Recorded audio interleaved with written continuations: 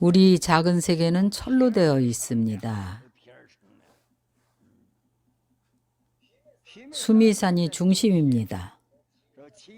7개 산과 7개 바다를 말하는데 바깥쪽으로 한 겹의 산과 한 겹의 바다입니다. 이것은 작은 세계를 말하고 있을 뿐입니다. 구사론에서는 9개의 큰 산이 있다고 말합니다. 9개 큰 산은 수미산이 중심에 있고 그 주위에 8개의 철이산이 둘러싸고 있다고 합니다. 차바퀴처럼 그 주변을 둘러싸고 돌아갑니다. 금은, 청동, 철을 4가지 보배라고 하는데 이 4가지 보배로 이루어져 있습니다. 산은 큰 바다 가운데에 있습니다. 그러나 어떤 때는 금륜이라고 합니다. 금륜산이라고 합니다. 철을 금륜이라고 칭하기도 합니다. 모두 다 금륜산이라고 칭합니다. 바로 우리 작은 세계의 구조입니다. 이 7개 산과 7개 바다가 다 이름이 있습니다. 황금으로 되어 있는 것, 유리로 되어 있는 것, 백은으로 되어 있고 또 파료로 되어 있는 것이 있고 이 모두가 수면 위로 솟아있는 것입니다. 어떤 것은 수면 위로 솟아있지 않은데 모두 다 형용사입니다. 지장보살께서 이 선정에 드실 때에 이 산속의 물이나 계곡, 높이가 같지 않은 자갈, 독가시 등등이 깨끗이 못한 초목들이 다 변합니다. 변한다는 의미는 지장보살께서 이 선정에 드실 때에 이러한 것들이 다 나타나지 않습니다.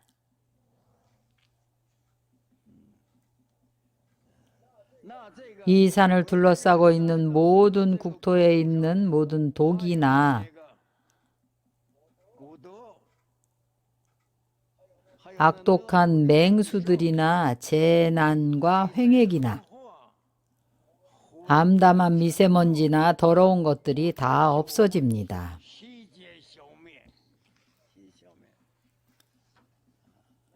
이 국토의 대지가 평평하기가 손바닥과 같고 여러 가지 길상함이 자연히 나타납니다. 모든 모습들이 장엄해집니다. 지장보살께서 이 금광정이라는 선정에 드실 때에 이 세계에 이렇게 큰 변화가 일어납니다.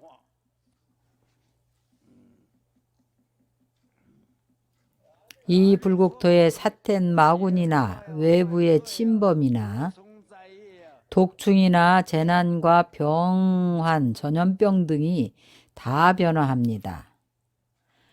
어떻게 변화를 하는가 하면 청정하게 바뀝니다.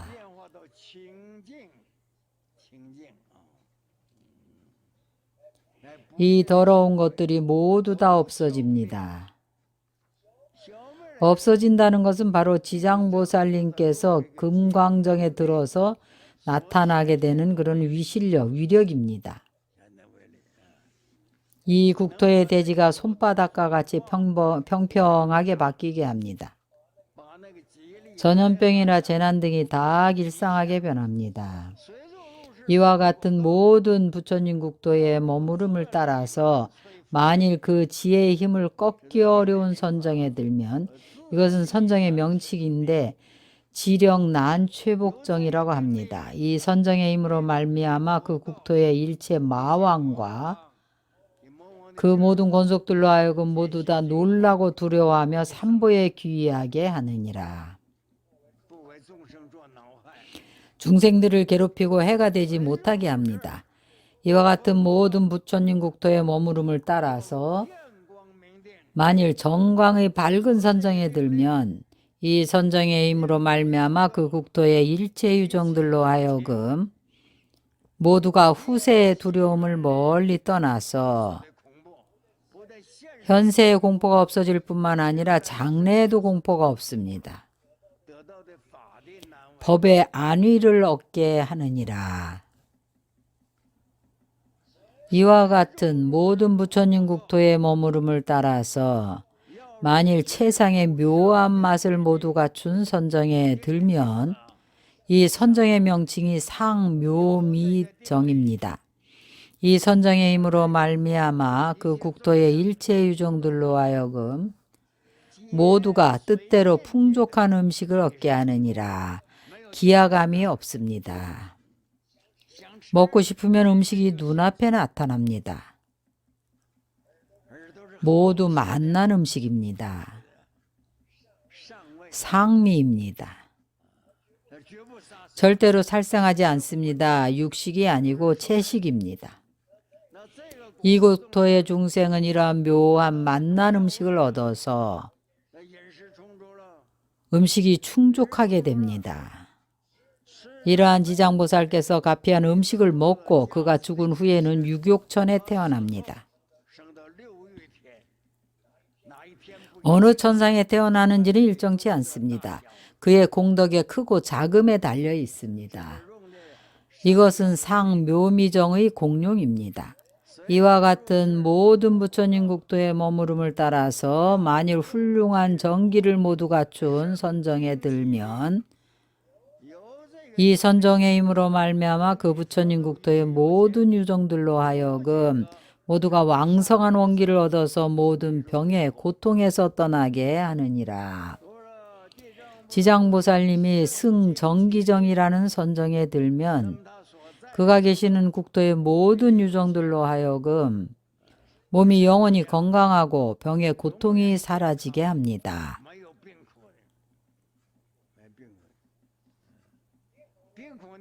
병고는 몸과 마음을 괴롭게 하는 것입니다. 몸이 건강하지 못합니다.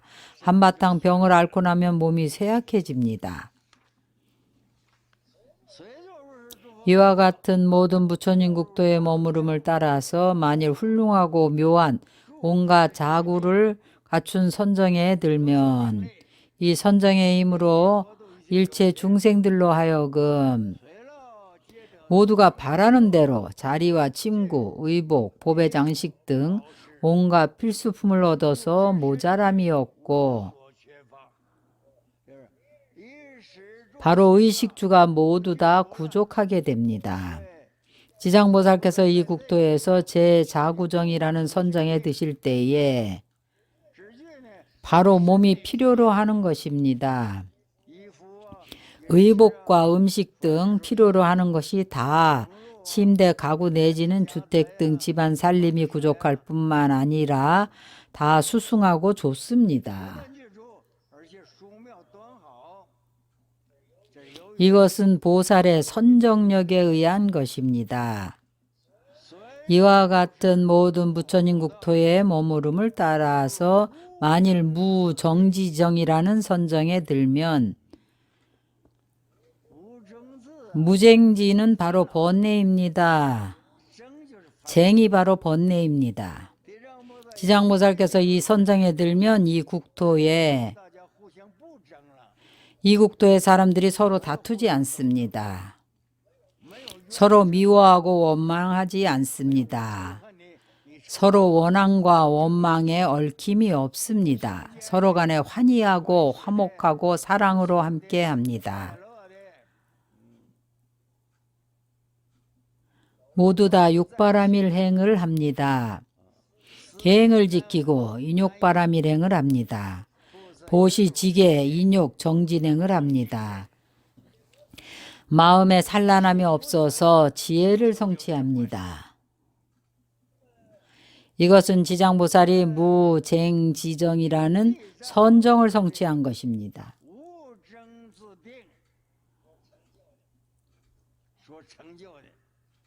무쟁지는 번뇌가 없는 것입니다.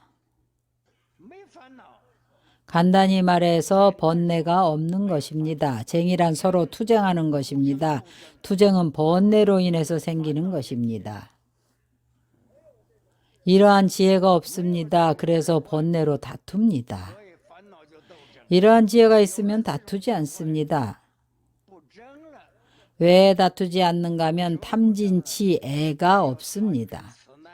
다투는 것은 바로 탐진치애입니다. 지장보살께서 이 무쟁지정이라는 선정에 들면 그가 계시는 국토의 모든 유정들로 하여금 모두가 다 지혜가 있게 됩니다. 지혜가 있으면 쟁론이 없습니다. 이 선정의 힘으로 일체 중생들로 하여금 용맹정진하고 육바라밀을 부지런히 닦게 합니다. 더 이상 쟁론이 없습니다. 마음이 산란하지 않고 지혜를 성취합니다.